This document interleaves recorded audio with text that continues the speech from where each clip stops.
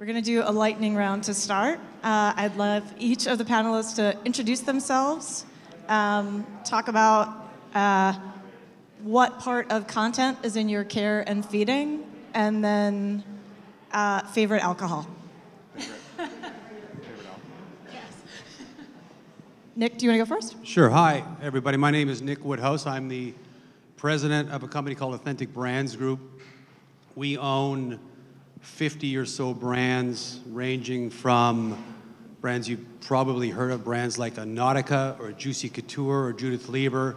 Also own entertainment brands, including the estate of Elvis Presley, Marilyn Monroe, and Muhammad Ali, the Graceland property. So very diverse business. Question of what content do I touch? Everything, and that would be whether it's content as maybe all of you know and love it, as well as I consider our product content as well, whether that's a Juicy tracksuit, which was recently in the Hustlers film, if you haven't seen it, last Friday, or if it's just content as snackable content that someone would look at on their phone. Favorite alcohol. Favorite alcohol. Favorite alcohol? Or beverage. Hibiki 21-year-old whiskey. Okay. Not to be specific, if anyone has any. I'm Lea Sterling. I'm the Senior Vice President of Brand Management for Simon Property Group. Simon is hopefully your favorite malls and premium outlets across the country. We own over 200 in pretty much every major city in the United States, and also a bunch abroad as well. As far as content, pretty much any content that the company is creating is going through me and my team. Our mission is to drive traffic and sales to the shopping centers. So it's everything from video content, editorial content, influencer content, you name it. It funnels back through my team because essentially I run the internal creative agency. So all our creative production, our brand programming and partnerships, our media planning and buying, and we're very centralized in the way we do things. So it all funnels through me. So with that is a lot of assets. We push out 40,000 assets a year. And that obviously requires a lot of alcohol to manage. So I would have to say my favorite is wine. Kevin Thompson, I'm the Chief Marketing Officer from Sotheby's International Realty. So we're aligned with Sotheby's, the auction house, a 275-year-old brand. I'm sort of in the everything boat as well. I mean, every piece of content, all of the development work sort of happens through me and my team, both in Madison, New Jersey and here in New York. And with our affiliated companies, we have about 220 affiliated companies in 72 countries. So there's a lot of conversation happening in this space right now, which is great for us because our mission is to drive eyes to listings on our website because the product we sell are the homes that agents are listing with us. So. It's a fascinating space to be in. There's a lot of disruption. It's a lot of disruption that I think the retail space felt about a decade ago. So some of it feels familiar because I come from that space. I was at Simon Property Group before I came to Sotheby's International Realty. I'm also in the wine mode. I have a wine subscription. So when that box arrives, I feel like that sort of breathes new life back into me and my home. Yeah. I'm getting drunk a lot faster than you two are in whiskey. You are, yes. Well, speaking of efficiency, I know that was not a really natural segue, but let's go with it.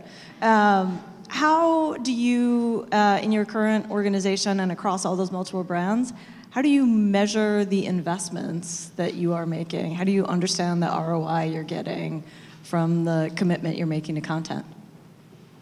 Any dealer's choice. 50 brands, 40% of our business is international. I'm just kind of laying the groundwork for figuring out what those three initials, right, ROI, that acronym, return on investment. I mean this sincerely when I say I really don't know. And to specifically talk about that, I think anyone in this room or anyone I speak to or comes to pitch us and they tell us, here's what's gonna happen with your dollars, I kind of say, you're probably full of shit, but I say it in a nice way because the way the world has changed the last couple of years, other than making the cash register ring, and that cash register, by that I mean whether it's in one of our stores that we're lucky enough to be partners with at a Simon Mall, or whether it's a store that someone has virtually. To me, it's anything that makes that cash register ring is a good spend of money, whether that is a halo advertising that you don't see that direct, cha-ching to the cash register, or whether it's directly, buy this, please. So I don't mean to be nebulous in the answer, but I really don't have, as far as measuring it, it is ultimately what is our top line and what is our EBITDA for the company, and that is the measure of success of my business. How do you know then when you are telling the right stories through your content? I know that if it's making the cash register ring.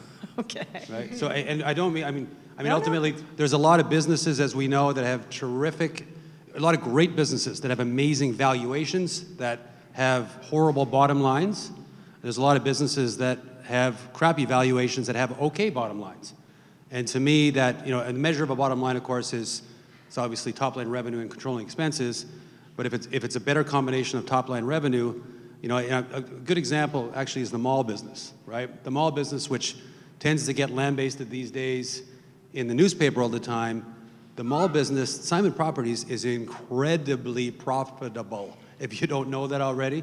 And the traffic they drive, what they do is phenomenal. It just happens that it's not a business today that everyone is talking about because the business itself is upside down. So to me, the content that Simon Properties puts out or the content that we put out, ultimately, if it can drive the revenue, is a good use or good spend of our content dollars.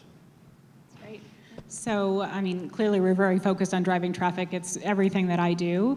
And luckily, modern media is on our side right now. So we're producing a ton of content. So whether it's editorial, whether it's video, whether it's animations, you name it, we're putting it all out there. And we're putting it all out there primarily on digital channels. That was a major shift we made in our media strategy about 5 years ago.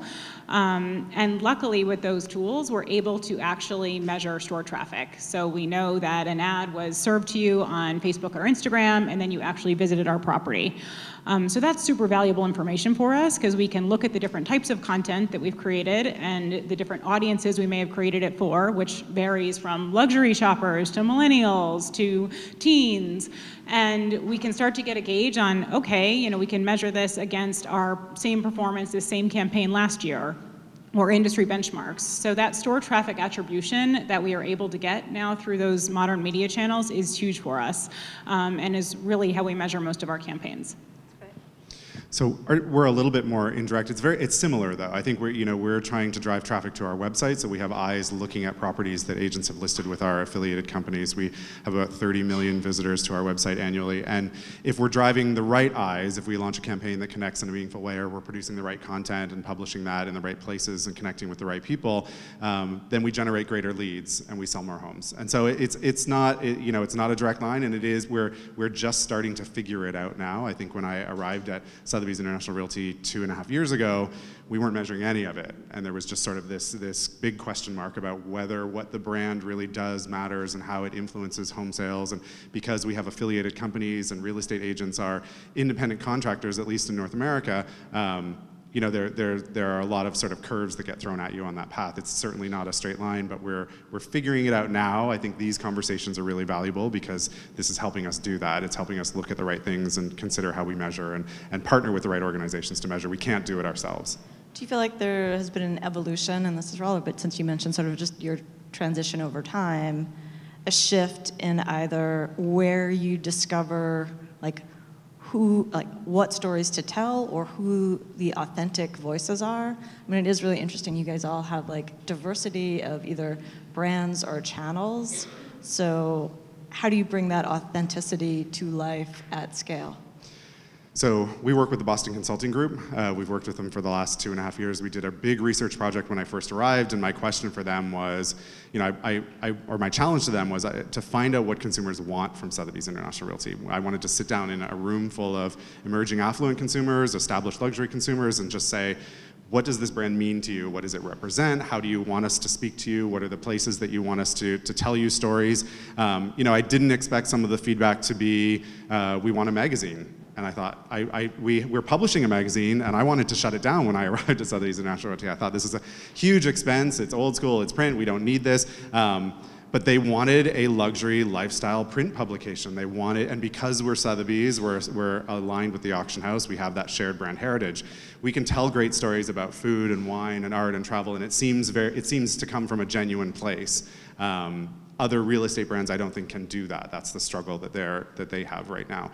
So we can tell these stories. So we just asked. We said, where do you want us to tell you the stories, and how do you want us to tell them to you? And at the end of the day, we had all of this great information. We had all of this focus group and survey information that we did globally, and we had to make some decisions based on that and invest accordingly. Yeah, I would say, clearly we're always going to follow popular culture and kind of what's going on in the world. I think that's really important baseline for just creating compelling content that's going to resonate with our consumers. So for example, we have an editorial platform called Simon Said, where we're always putting out kind of the latest and greatest. And like the article that I reviewed this morning was all about Visco girls. Like that's the hottest thing right now. I don't know if anybody knows what they are, but I literally just learned about it last week. And you need to stay on top of that because our retailers are now selling this merchandise that the Visco girls really want. So I think it's just really important to have agency partners, internal creatives that are kind of on top of what's cutting edge.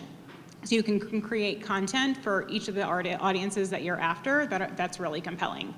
In addition, I think it's really important for us to work hand in hand with our retailers to understand what they have going on, what stories they're trying to tell, because we can help amplify their stories through our channels. So we work really hard to do that as well. You spoke about a magazine. About 6 weeks ago, we bought a magazine, Sports Illustrated.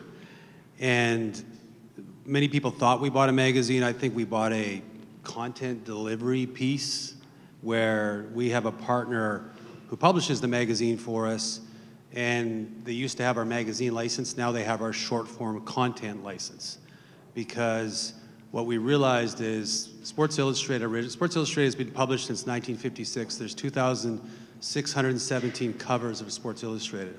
There was a time when there were 40 issues a year. Now there's 26. And if anyone here has read Sports Illustrated, not in your doctor's office, thank you very much for reading Sports Illustrated, but it's basically printed today on... The swimsuit issue doesn't count, by the way. It does. Only from a revenue perspective, it's still phenomenal. But it's basically printed on see-through paper, right? So why? And I go home and I think to myself, what magazines do I still read? I like to read Departures, or I like to read a Sotheby's magazine or an AD because it's thicker. It's more of you feel more special reading it from a content perspective. And the problem with Sports Illustrated, the magazine was so thin. And then if you think about why Sports Illustrated was created, it was created to tell you sports scores.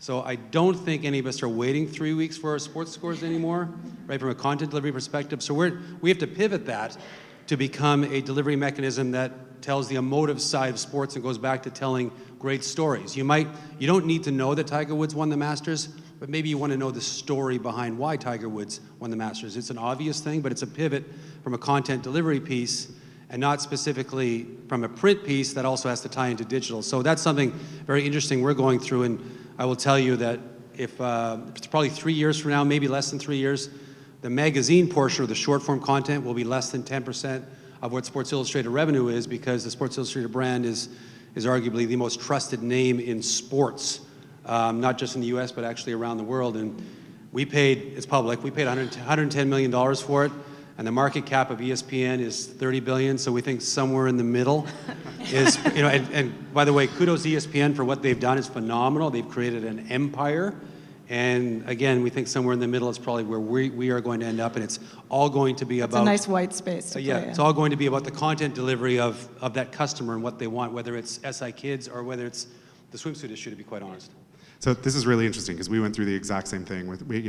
I didn't think we needed a magazine. Our consumers told us that they did. They wanted that big luxury book. They wanted the soft touch cover. They wanted the heavier weight paper. So and they wanted us to tell them these sort of meaningful stories and interview great people. And what happened very quickly was that the magazine became our content platform. So Reside has really become where we publish all of our content. It's what drives content through to the website. We've launched a podcast around Reside. We have the Extraordinary Living blog. So it really is feeding the content out. It very, very quickly became not just a magazine.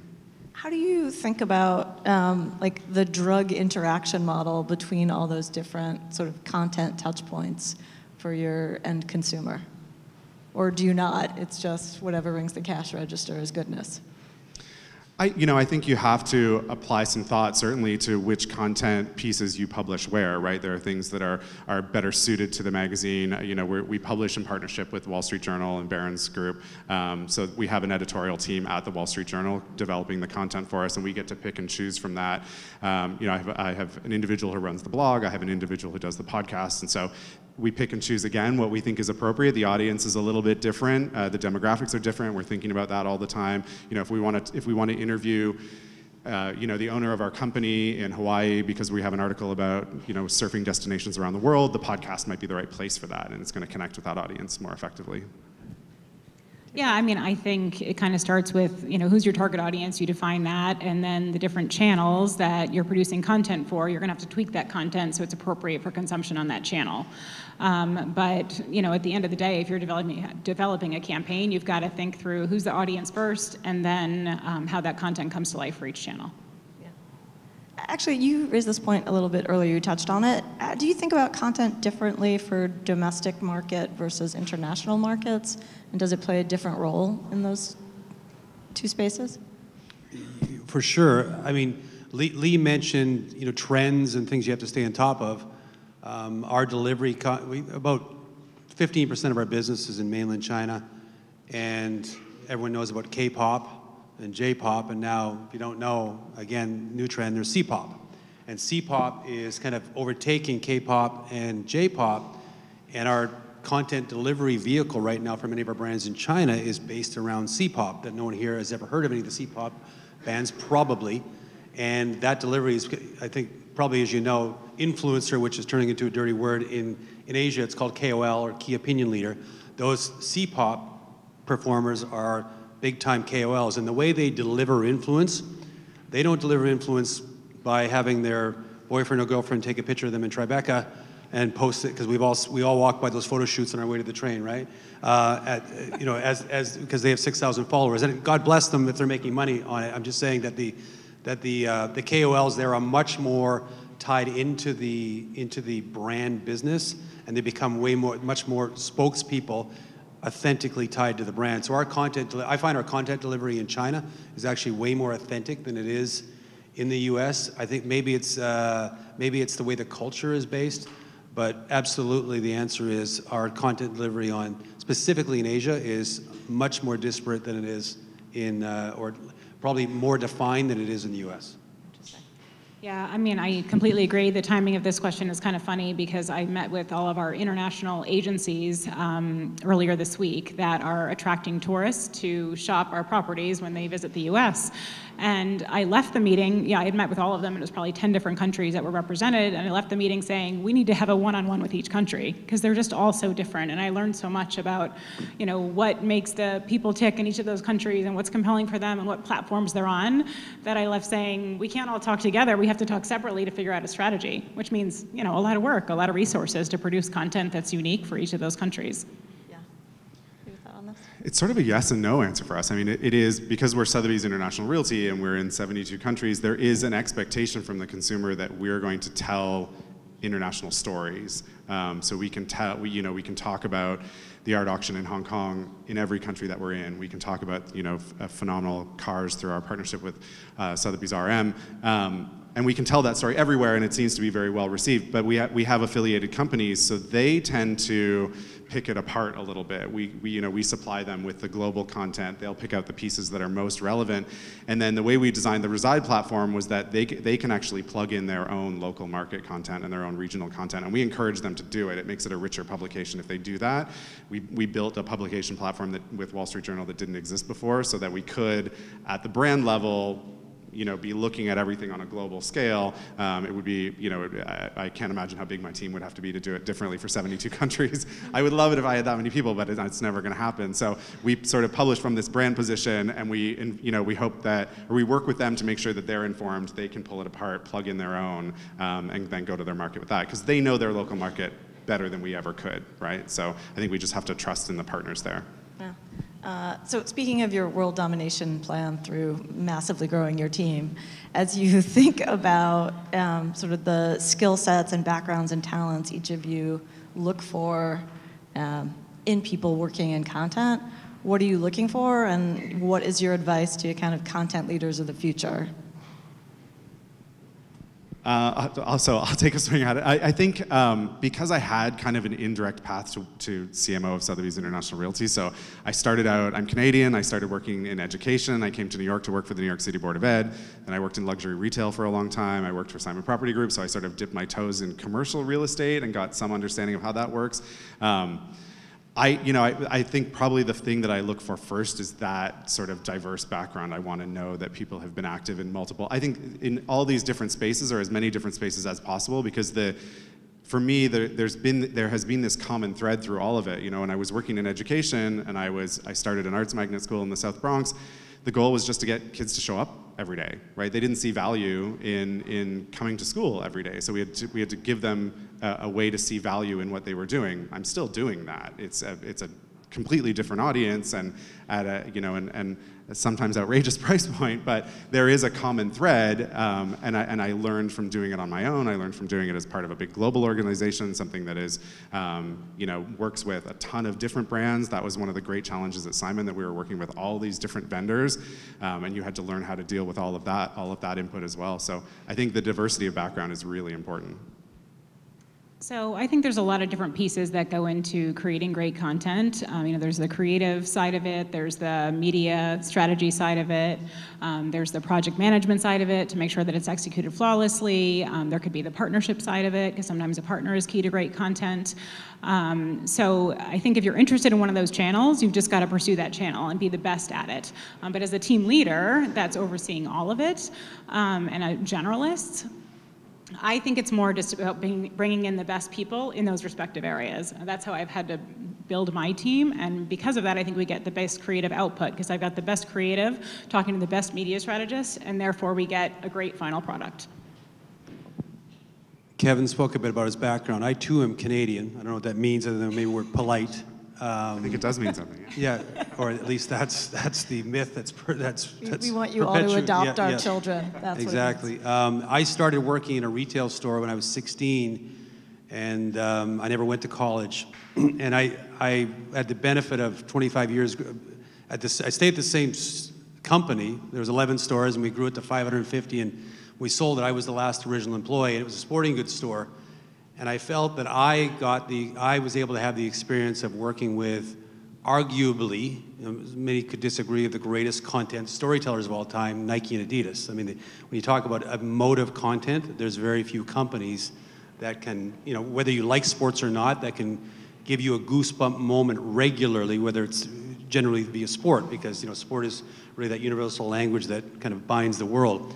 And we tend to look for people that have had retail experience and who understand that content, whether it's content that goes viral or content that people just like, it obviously tends to it strikes an emotive chord with someone. And if you look at the top 5 TV shows in the world, or I should say in America, whether it's This Is Us or whatnot, we've all cried, we've all had those moments where it's made us, either cast our mind back to a memory that made us think about that. And we think of Budweiser ads or Coca-Cola ads that get a tear in your eye. Those are the most memorable ones.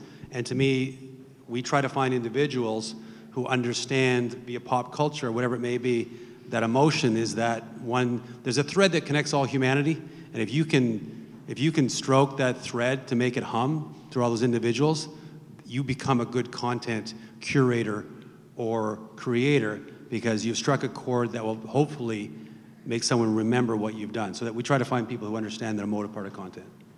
Actually, this is a great lightning round closing question then. What is your favorite or most memorable piece of content that you had no hand in creating? I will tell you mine, since you guys all look a little stumped. There is a fantastic interactive Coca-Cola piece of content that goes back and forth between the perspective of a mother and a baby and a daughter as the daughter is growing up and going off to the Olympics. I'm tearing up telling you this right now. And it is just like this perfect crystallization. We were talking about our kids backstage of what it is like to see your child like go off into the world and do something incredible. And the whole thing is like 45 seconds long, and it is like the narrative arc of parenthood. And done by an advertiser, I cry every time I see it. So that's mine. I wish you could show it. Well, come see me after. I have two. I'd say the New York Times. The truth is the ad that they first aired in during the Oscars last year. I think everything that they create around that was just incredibly well done. I go back to that regularly. I look at it regularly. I think about it regularly when we're having conversations about, being genuine. I think the word authentic is getting overplayed, but I think it's just sort of thinking about the meaning of the content. And I'm really following closely what the Times is doing with the 1619 project that's happening right now. I think that's incredibly important, and it's an important conversation right now. I can't think of a specific example. The ones that always strike me, though, are the department stores in the UK always put out a very emotional spot around the holidays, and they always draw you in, they always leave an impact, and I wish I could think of one specific example for you, but just watch them, any one of them, and they are always so moving. I'll try not to be specific. About 2 hours and 10 minutes into the movie Contact, when Jodie Foster has this amazing vignette of remembering the time that her father passed, and how she thinks about him all the time, and she's fighting this kind of lifelong struggle of proving that there's aliens in the universe, and she puts her headphones on and she finally gets this message that there is. Anyone who hasn't seen the movie in a while, you should watch it again, and if you don't cry when that happens, you're not human. And that to me that just came to me as, it doesn't have to be advertising. That's a memory or a moment that I think of, because you have that Walter Mitty moment, because we all want to have those moments, and that is something that will all forever make that movie indelibly inked in my mind, because you feel her struggle, and she does a great job of her struggle of losing her father and transferring that loss to her trying to find about alien life, and then when she finally vindicates herself. So to me, that is a story I would tell to our content team, to say that's what you want. You want someone to stand up and go, yeah, when they see that, because that yeah will make them put something in their bag and ultimately purchase it. All right. Well, I love that we connected this emotional moment to making the cash register ring. So thank you for that. Yeah. Please join me in thanking the panel.